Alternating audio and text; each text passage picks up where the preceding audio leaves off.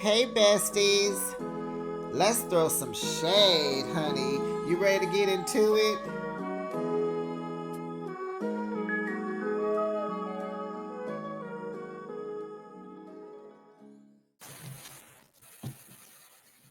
Child Phaedra said, bye. Come on, check. Let me pack up my stuff. You get ready. I'm calling a private jet.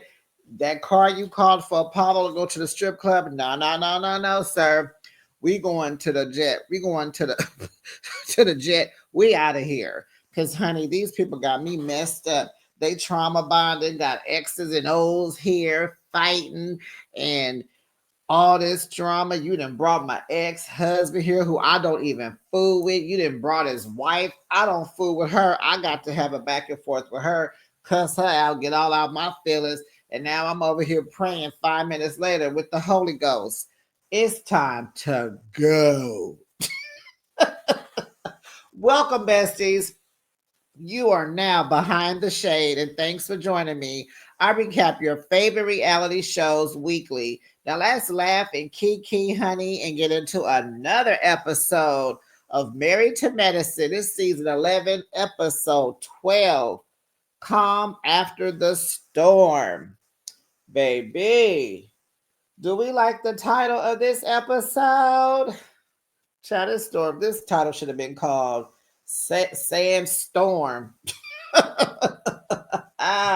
The Sandstorm. The title, whatever. How would you rate this week's episode, besties? Of course, it was a 10.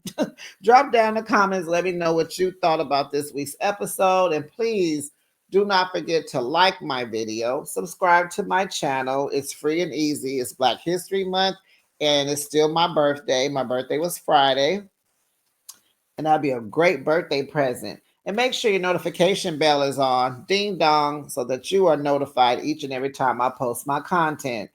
Now, baby, whoo. So I had to keep rewinding because I really wanted to get the gist of what was going on with all the mess. So what I saw on my TV with my two eyes, okay, four sometimes because my TV kind of far, Cecil had grabbed King. Then Cecil ran. Then he got loose and he ran after Greg. Thank God Check was in between Greg and King because he stopped King from whooping Greg's tail because he would have got him and he would have got him good, honey. And so Greg was backing up like somebody in junior high school. You know how you back up and you got your fist balled up because you're trying to get ready. If he gonna hit you, you're gonna be ready to hit him. He doing that at his big old age. Like, I don't know, sir. That's how you trying to fight? So production is running after King to hold him back. There was a guy. Then here come Quad running. No, baby, please no. Baby, please no. No. Steve is walking Greg away. He's walking off with Greg. Eugene and Cecil trying to break up Quad and Sweet Tea. And did y'all see a white dude from production? No, I don't think he was from production. Did you see a white dude? He looked like a bystander, just somebody that was on the beach because he had on trunks. But he ran over to Greg too. But we just saw him in that brief little segment. He was just running after Greg. Quad telling Sweet Tea, go get your husband. Go get your husband. Go over there to your husband. Get away. Just going over there. Eugene tells King to calm down. Eugene is like, he had his drink. He got his cigar. He is just like, this is too much. So he went into Eugene the father. He playing daddy now. He touching King on his shoulder. Then he remembered to take his hand off of him. Then he put his hand back on him, take his hand off. He like, you need to calm down. Yeah, y'all going over there. Go for a walk at the beach. Y'all going over there. And honey, he walked off. I just was cracking up at Eugene. King tells Quad that Greg was talking to her when he said STFU. Shut the F up. She was like, wait, what? And I'm like, what are y'all confused about? So they bring the clip back. Quad, you was the one talking smack to them. And that was his response. Even King turned around. Maybe, I don't know how y'all didn't catch that he was talking to you, Quad. And King turned around, looked dead at Greg in his face. So Cecil and Steve are talking to Greg. You need to walk away, dude. Sometimes you just gotta just you need to leave. You gotta go. So King tells Quad, he can't talk to you no more. Don't worry about it. It's good. He ain't talking to you no more. And you can say whatever you want. Okay, but I don't want you to be fighting out here, baby. And I'm like, that was bad advice, King. That woman was out of pocket. She was out of line. There was plenty of times where I thought you could have just told her to turn around and stop. Like, just stop. Just a nice little, stop, babe, stop. You know how, you put your arm around your girl to coddle her to be quiet. Because she was out of pocket. And, she started this mess. Now, Phaedra, Contessa, and Mimi are huddling and hugging and coddling over Sweet Tea because she's crying. She can't believe all this is going on. And Contessa starts praying, child, because when you don't know what to do, when everything is going left, honey, you got to call and pray and call on God. And I'm with that. Child. Then Phaedra catches the Holy Ghost, child. She's speaking in tongues. They all looking like, what's that noise? What's going on? And Eugenia's like, oh, everything is just, these people are crazy. And him like, is she speaking in tongues? They're like, yeah, she's speaking in tongues. So Toya walks over there and she just being quiet, watching on, just being a bystander, acting like her walk over to them was funny. She wasn't going to say nothing because they're praying, but she trying to see what's going on, honey.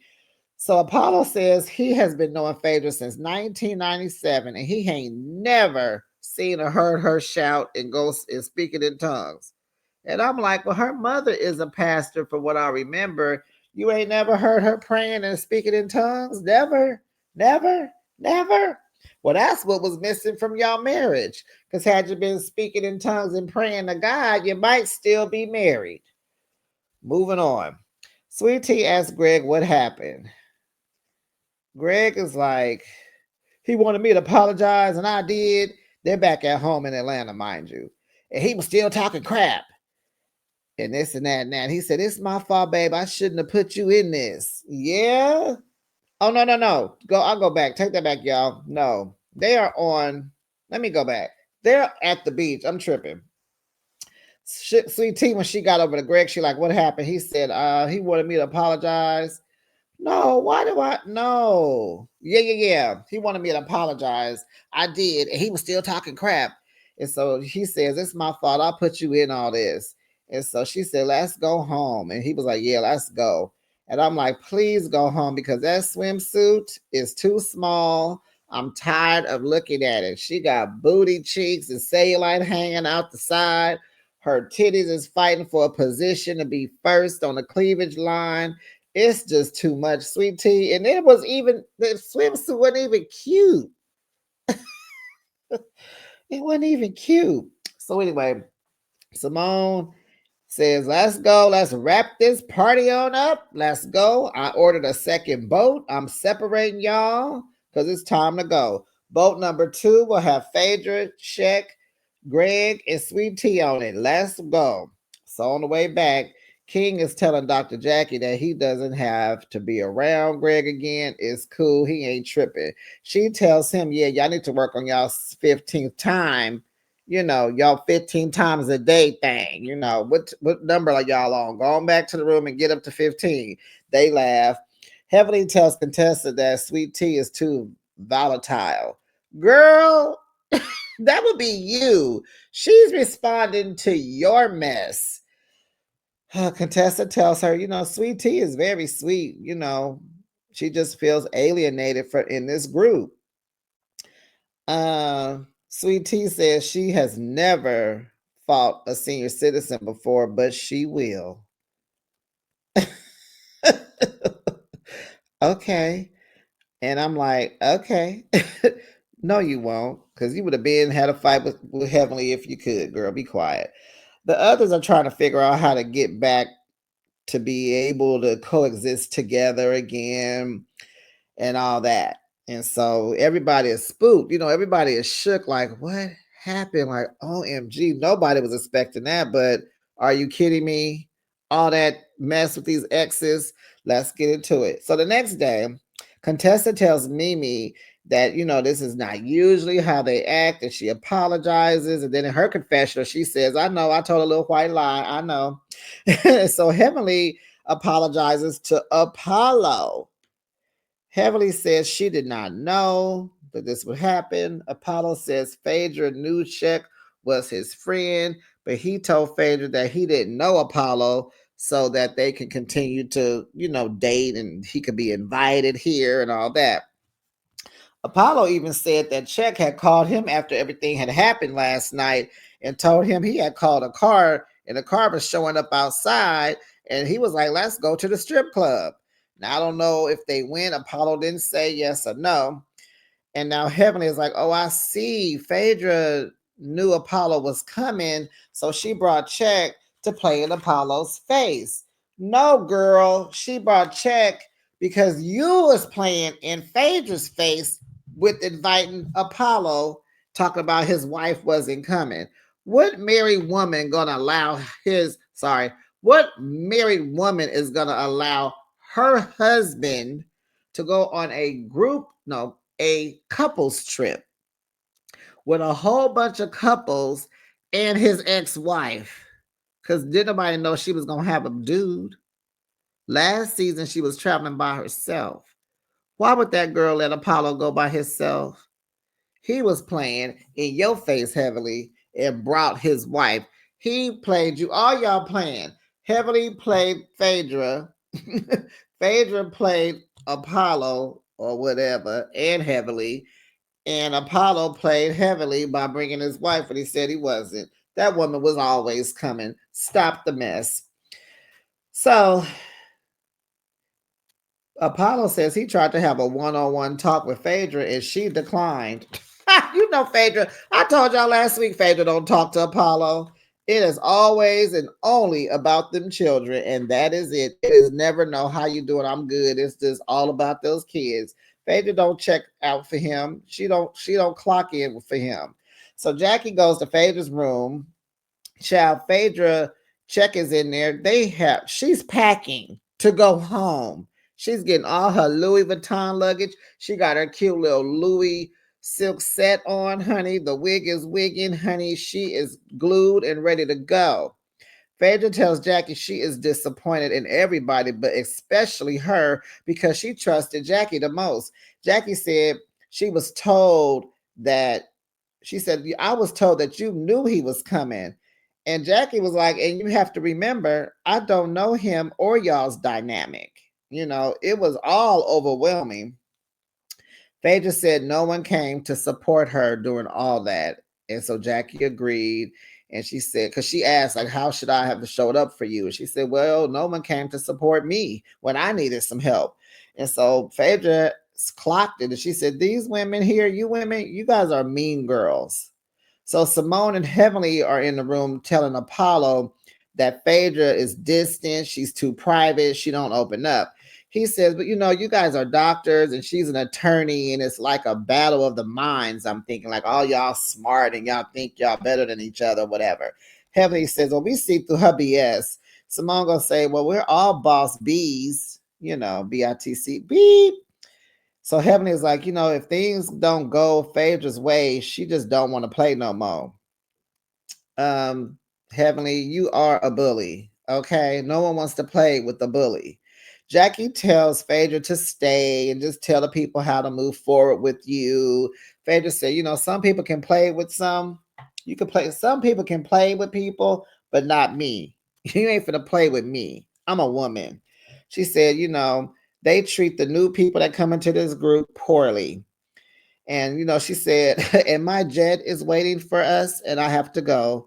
Jackie was like, well, have safe travels, honey. Phaedra didn't even respond to Jackie. I was like, wow. And so Jackie in her confessional was like, you have to be you got to be strong enough to hang with this group. These women are not mean. They're just honest. And I'm like, Dr. Jackie, even at your age, at my age, and I'm way younger than Dr. Jackie, at a certain age, mean girls need to go to therapy at this age. You 30 being mean to people, you should be working on yourself. You should not make it to your 40s being a mean girl. I'm just going to give you the 30s to Sight it out, figure it out, know that issue, accept it, and do something about it. I'm gonna give you that time. But at this age that they are, ain't nobody doing hard friendships. We try not to do hard relationships. I'm definitely not taking a whole bunch of mess from no broad that's supposed to be a friend. No, ma'am. No, ma'am. So the guys head out. They in two separate cars because it's a whole bunch of these. How many couples is it, Bestie? We got Eugene, Curtis, Cecil, Damon, Scott, Steve, Apollo. Did I say Eugene already? Well, we got like 7, 8, check. We got like 8 couples, I'm thinking. We got like 8 or 9 couples out there. Oh, and then King. So we got like 9 couples. Golly. So then 2 separate cars.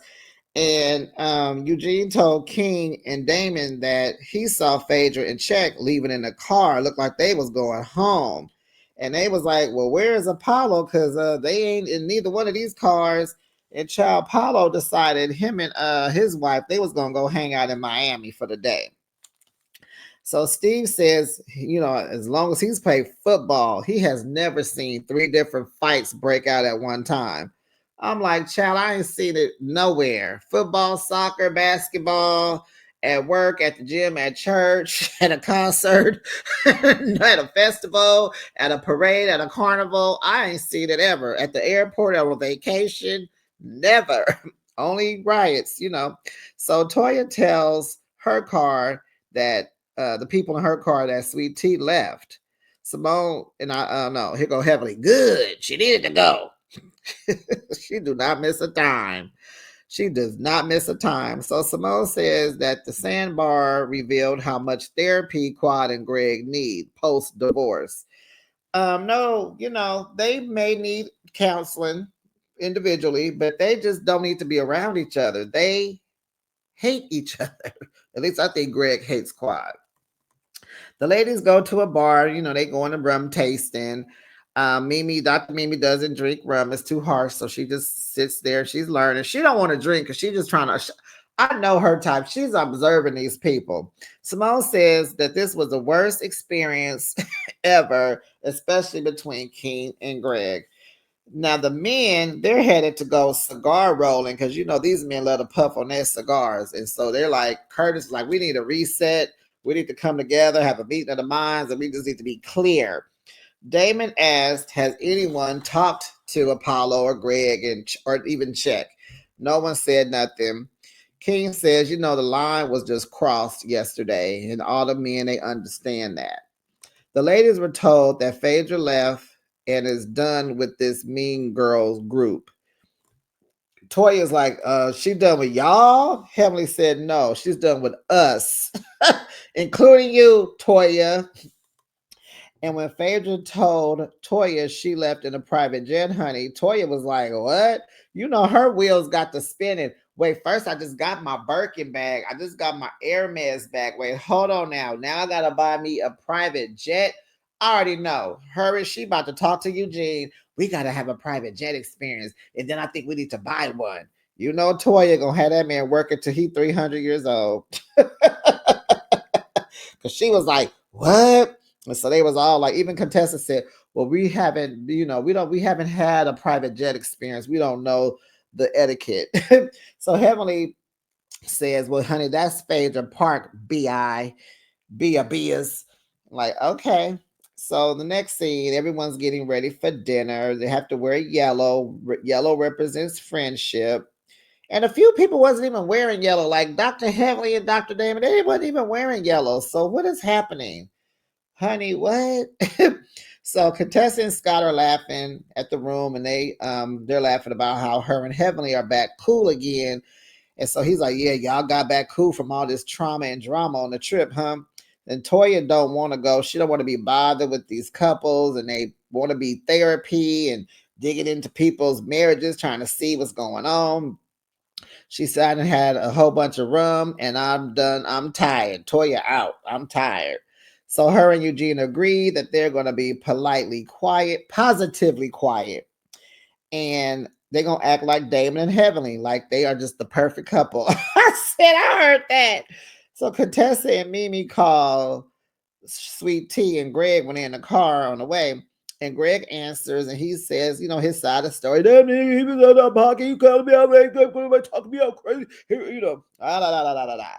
And so he said, we decided to leave. They said, why you leave? We decided to leave. It was best. So at Greg's house, Greg and Sweet Tea's house, honey, they having a little back and forth and back. And he is just so emotionally immature. It is very hard for me to gather this concept that Dr. Greg is a psychiatrist. He needs one.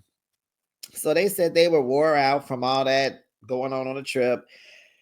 Dr. Greg said it was annoying and embarrassing. He wasn't ready to hear all that from Quad and he reacted out of emotion. Well, yeah.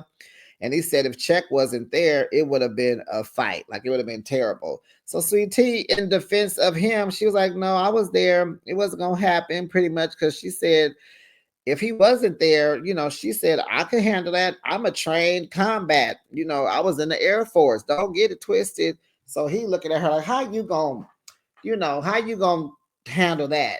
Handle a dude, a man. And he called her naive. And then she telling him like, hold on, calm down, be quiet, stop. She's being nice. She's acting like a teammate, a wife, his confidant, his friend. And he just going all off the rails. Well, what did I do? But what did I do? But what did I do? Do you know him? Talking about Check. Do you know him? He just kept asking her, do you know him? And it was like, what are you talking about? I thought Dr. Greg is the one who brought those men to that speed dating event. How would she know him? Why do you think she knows him? I want to know. Don't y'all want to know, besties? And so he tells her, you can't take the truth.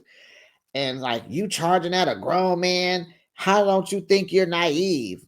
And so he gets up. This conversation is over. I'm done. So he gets up and goes upstairs, walking off like a little boy. His walk is even childish. He immature. His walk is immature. His voice is immature. He acts immature. Greg, you are just immature.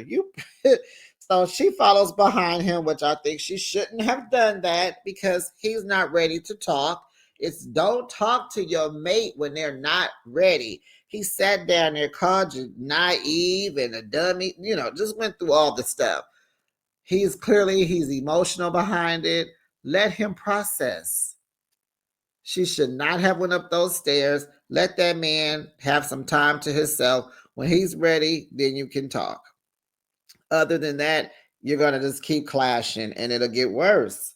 So she goes behind him, runs up the stairs, closes the bedroom door like the cameraman's supposed to go home. Baby, you are mic'd. We can hear you. We're in your house still. They didn't leave. You didn't tell them to go. You just went upstairs and closed your door.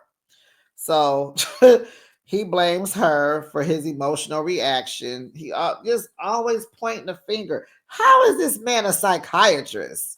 I know he's human and he's a man and he got his own experience, but it just seems like if you are a mechanic, your car would always be working. It just seems like if you were a shoe salesman, you would always have on some clean, nice, polished shoes. It just seems like that. If you do hair, it just seems like your hair would be done. Okay, I know there's a myth that hairdressers don't keep their hair done, but some do. But you know what I'm saying? It just, why are you so not in touch? Why are you not centered? Just because you're a person that would like to be centered. So, hold on, y'all. I lost my place. Okay, so, she says she's entitled to her opinion. And he's like, well, your opinion makes no sense. Like, this is why you don't follow someone upstairs when they leave you to go cool down. This is why. Because now you just going to be, he going to beat you up, verbally. So you think you know everything, huh? You think now it's, what are we doing now, Greg? Why are we saying this? She said, oh, I'm looking out for the team. That should have hushed you up, Greg. You should have been able to go take a deep breath and go, she's here for me because she said he don't have nobody else. And I need clarity on what that means. Is his family deceased? Is He only child, don't have no brothers, no siblings, no sisters, no, because that would mean he wouldn't have no nieces or nephews. Like, what are we talking about? But don't say stupid stuff. See what I'm talking about?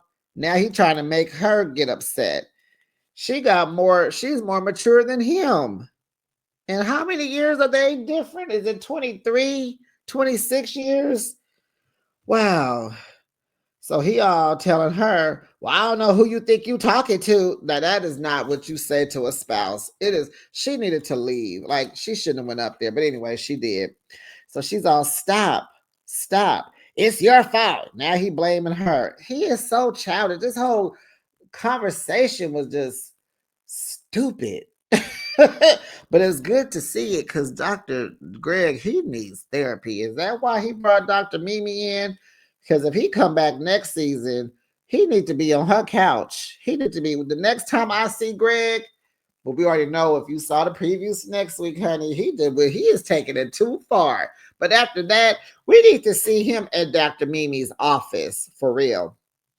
So now it's time for I'll call it the lemon dinner. This is the last dinner. They're getting ready to go home after this.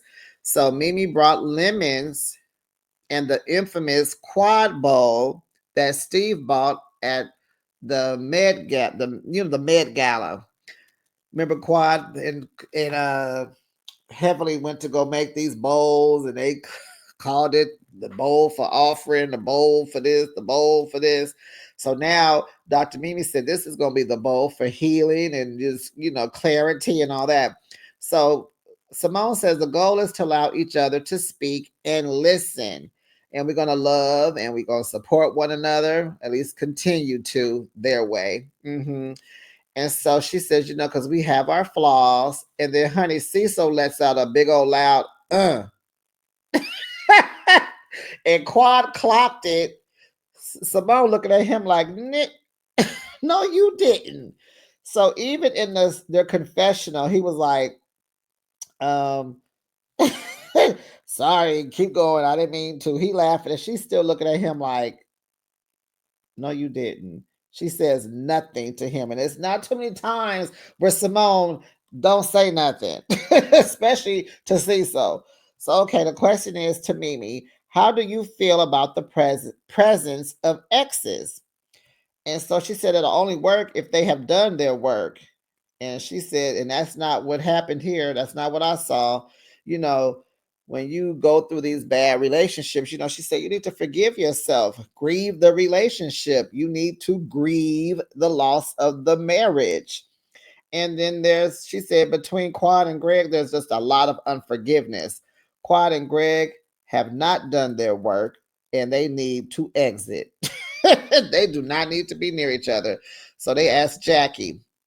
She said, if it was me, I'm going to just go straight up and tell you, exes are not welcome, not nowhere near me. Nope. Nope. Toya said, Sweet Tea and Greg did wrong, but we are wrong also. We are mean girls, and we need to look in the mirror. Heavenly told Toya, thank you for saying the hard stuff because you're right. Heavenly apologized to Quad for not considering her feelings. I was like, wait, what? Heavenly is really apologizing to someone? Because in the beginning of this season, Heavenly was on an apology tour. All she was saying was, I'm sorry, wasn't meaning it. But she really, and if you notice, everyone is talking with a very low tone, no bass. All the bass has been turned off, no treble. It's just, she apologized to Quad for not considering her feelings. We brought your ex around, and she said, I agree with Jackie. I wouldn't want my ex around me. Well, then why did you invite Apollo? Then why did you invite, y'all ask Greg to get back on the show? Why? This is Quad's platform. Huh? And I think Dr. Greg came on this season because he thought that they kicked Quad off and she would not be returning. I'm sure that's what he thought. So King said this situation is complicated. It's not a normal environment. It could go left real quick. People are unhealed. And nope, nobody's work has been done, especially your girlfriend, King. Quad needs to be a Dr. Mimi's too. She need to go in right after Greg or the next day. And so, but he said, people are all hurting and working through the issues and all that. They agree. Eugene says, I'm not close to Greg, but we cool, but his emotions are valid. And, Eugene kind of found it hard to say, but he pushed it out. He was like, he's a part of, he's a part of this group. They're like, yep. So Quad says very calmly to Eugene, I want to apologize because I'm about to cut you off. But I didn't say throw Greg away, just put yourself in my shoes and you'll have clarity on what's going on. Girl, you need therapy too. You and Greg both are on the same boat, Quad. Here go Curtis. But how do we fix this with Greg and Sweet Tea and Phaedra? We got to let them know that they can still be a part of this group, So Contessa says, some people need to leave, like herself, to stop and figure things out. And Toya tells us, like you did, you have faith in us and you came back to the group. And Contessa smiles. Contessa came back, but she's only a friend. She is not holding, she's not a castmate, but maybe she will be now that Phaedra is going to go over there to Real Housewives of Atlanta. Damon, here he go. Well, you guys don't have to be perfect. I like you for who you are. You're wonderful people. Forget the title. You don't have to be perfect. And Simone's like, everybody agrees. So Simone wraps this thing on up. The trip is done. This trip has ripped the Band-Aid off of the issues that they have had. Got to figure out how to move forward. Blah, blah, blah. But for now, we're going to pack up and we're going to go on back to Atlanta. Cecil says time will heal all wounds. Well, some wounds time can't heal, Cecil. Some wounds need to go to therapy, okay? But he says he want to hear Greg's side of the story. And he said, now, Phaedra, that just might be a lost cause because, like she says, these types of BITCHs, you just gotta let them go. And Besties, that was the end of Married to Medicine, baby. The calm after the storm. Drop down in the comments and let me know what you thought about this week's episode, Besties. What did you think? Phaedra bounced, honey. Apollo went to Miami, child. Woo, honey, Sweet Tea and them, they at the house arguing. And did you see the previews, honey, how they talking to Greg, and honey, he didn't file charges against King. He didn't even touch you. What are you filing charges for? But hey, this is an edited show. They probably took it out because they couldn't show it. But we'll get more information. Don't forget to like the video. Make sure you subscribe to my channel. Make sure your notification bell is on. Ding dong. And I'll be back with another review, Besties. Bye, Besties.